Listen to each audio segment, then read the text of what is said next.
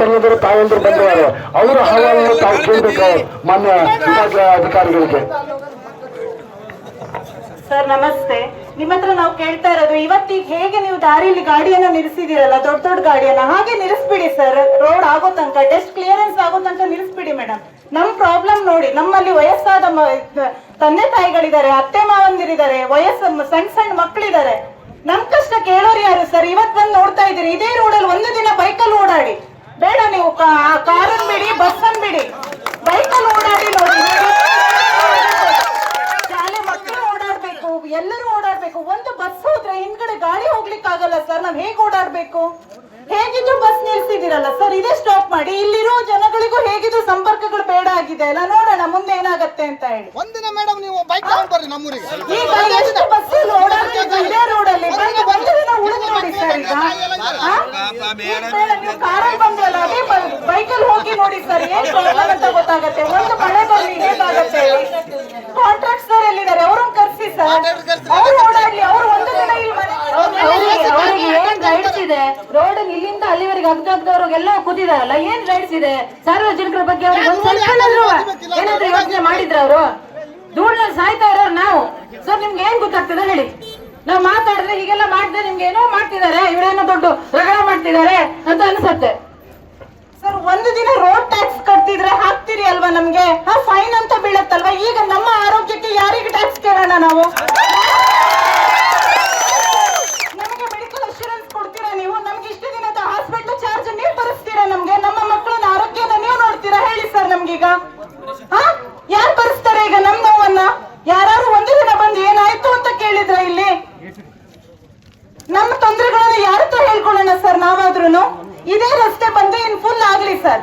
ಇನ್ನು ರೋಡ್ ಆಗ್ಲುತ್ತೆ. ಹೇಗಿದ್ರು ಹೇಳ್ತಿದ್ರಲ್ಲ 9 kilometre ensure ಕೊಡ್ತೀವಿ, ರೋಡ್ ಆಗುತ್ತೆ 15 ಡೇಸ್ಗಳೆಲ್ಲ ಆಗತ್ತೆ ಅಂತ ಹೇಳ್ತಿದ್ದೀರಲ್ಲ ಸರ್. ಆ 15 ಡೇಸ್ ಈ ರೋಡ್ ಅನ್ನ ಬಂದೇ ಮಾಡ್ಬಿಡಿ, ಫುಲ್ ಕ್ಲಿಯರೆನ್ಸ್ ಮಾಡಿ. ಹೇಗೆ ದೇವಿ ಮನೆಗಾಯ್ತು ಅದೆಲ್ಲ ಕ್ಲಿಯರೆನ್ಸ್ ಮಾಡಿ ಕೊಟ್ರಲ್ಲ, ಹಾಗೆ ಇದನ್ನ ಮಾಡ್ಕೊಡಿ. ಗಟಾರ್ ಮಾಡ್ಕೊಡಿ. ಅವರಿಗೆ ಹೆಂಡತಿ ಮಕ್ಕಳು ತಂದೆ ತಾಯಿ ಇದಾರೋ ಇಲ್ಲ ಸರ್? ನಮ್ಗೆ ಬೇಕಾಗಿದ್ದ ತಂದೆ ತಾಯಿ ಇಲ್ದೇನೆ ಹುಟ್ಟು ಬಂದಿದ್ದಾರ ಗೊತ್ತಿಲ್ಲ. ಯಾಕಂದ್ರೆ ಅವ್ರಿಗೆ ಈ ಪರಿಸ್ಥಿತಿ ಗೊತ್ತಾಗಬೇಕಲ್ಲ. ಅವ್ರಿಗಿಲ್ಲ ಅಂದ್ರೆ ನಾವೇನ್ ಮಾಡ್ಬೇಕು? ನಾವು ಕೇಳ್ತಾ ಇರೋದು ಒಂದು PD ಮತ್ತು DC ಅವ್ರನ್ನ. ಅವರ ತಂದೆ ತಾಯಿನಿದ್ರೆ ಇದೇ ರೋಡಲ್ಲಿ ಕರ್ಕೊಂಡು ಹೋಗ್ತಿದ್ರ? ಈಗ ಇಷ್ಟು ದಿವಸ ಶಾಲೆಗಳು ಸ್ಟಾರ್ಟ್ ಇಲ್ಲಾಗಿತ್ತು. ಈಗೆಲ್ಲ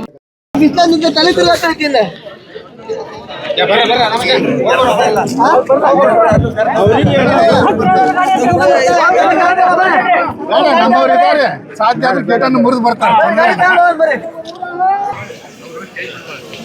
ಯಾರ್ಯಾರು ಬಂದಿರೋ ಅಂತ ತಮ್ಮ ಪರಿಚಯ ಮಾಡಿಕೊಟ್ರೆ ನಮ್ಗೆ ಒಳ್ಳೇದು ಅನ್ಸುತ್ತೆ. ಮೊನ್ನೆ AC ಅವರು ಮತ್ತು ತಹಸೀಲ್ದಾರರು ಎಲ್ಲಿಗೂ ಗೊತ್ತಂತವ್ರು. ಇವ್ರು ಯಾರು ಅಂತಂದು ಸ್ವಲ್ಪ ಮಟ್ಟಿಗೆ ಪರಿಚಯ. मैं Vinayak Sontakke team leader for NHAI.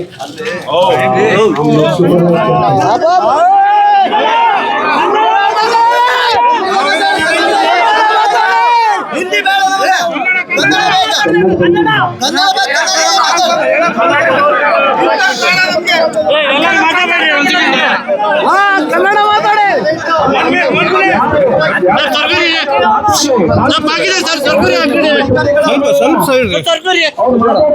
ಯಾರು ರೋಡ್ ಏನು ಉತ್ತರ ಇಲ್ಲ.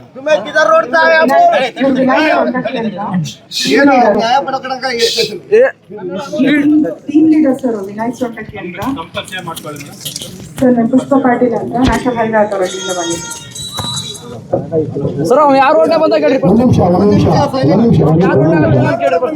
ನನ್ನ ಸಹಾಯಕ ಆಯುಕ್ತರು ಬಂದರೆ ತಹಸೀಲ್ದಾರ್ ಬಂದರೆ ಒಂದು ನಿಮಿಷ ರಸ್ತೆ ಕೊಡ್ತಾ ಇದ್ದೀವಿ.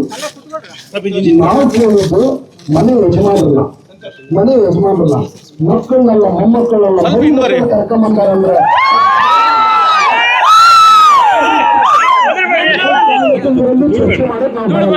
ದಯಮಾಡಿ ನೋಡ್ರಿ. ಒಂದು ನಿಮಿಷ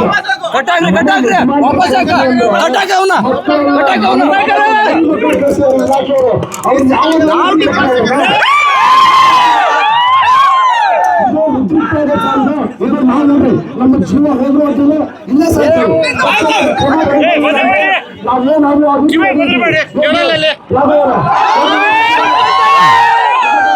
ಚರ್ಚೆ ಅರ್ಥ ಆಯ್ತಾ ನಿಮ್ಗೆ? ಅವ್ರಿಗೆ ಒಳ್ಳೆ ಕುಳಿಸ್ಬೇಕು, ಅವ್ರಿಗೆ ಒಳ್ಳೆ ಕುಳಿಸ್ಬೇಕು.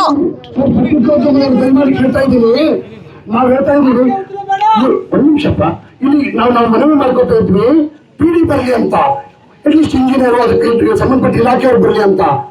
ಥರ್ಡ್ ಪಾರ್ಟಿ ಇವರು, ಥರ್ಡ್ ಪಾರ್ಟಿ